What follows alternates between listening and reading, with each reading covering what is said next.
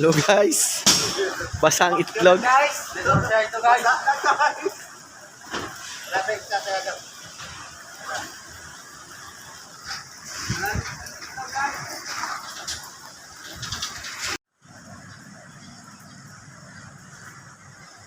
May bagyo sa Pilipinas.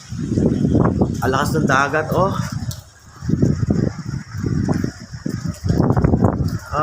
Dito ako sa trabaho ko ngayon. Trabaho pa rin kami kahit naulan. Goodness. Wala, nag-guard ka.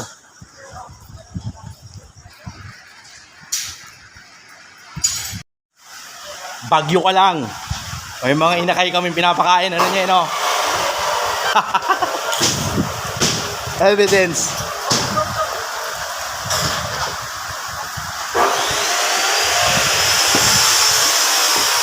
Bagyo.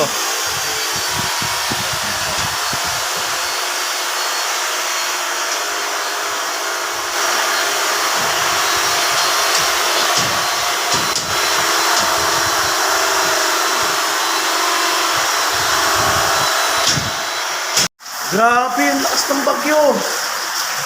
Binabagyo na si Foreman dito guys, my goodness. Ang lakas, oh.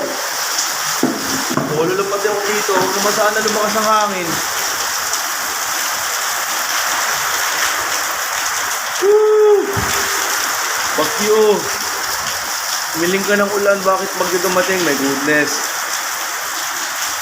Ang hangin.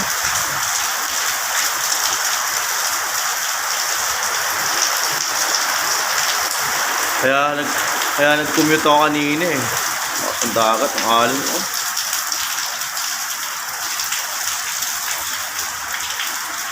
Ingat-ingat sa lahat mga ka-goodness ha.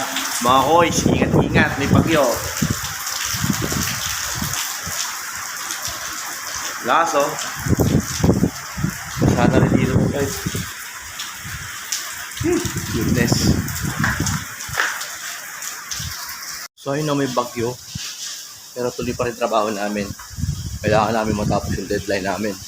So sa bakalan. Pero mukhang hindi kaya ng 2 weeks. My goodness. Ayun no. Sobrang lakas ng ulan. Pumapasok na sa site.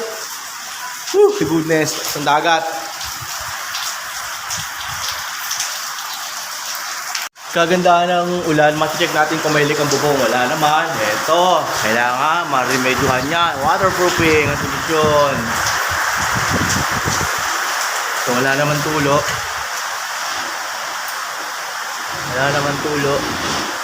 Ayun lang may tulo. Dito walang tulo. Oh, sumbos na dito. My goodness. Wala na pasok. Wala. So basa ang gilid. Ayun, no, may mga basa oh. Sa ano to? Hindi pa nakaka-waterproofing ang taas. Videoan natin evidence. Dito. Wala. Oh, ito rin. Ito din. Ay, goodness. Gagaling yan doon sa bigas taas. Kasi hindi pa na waterproofing.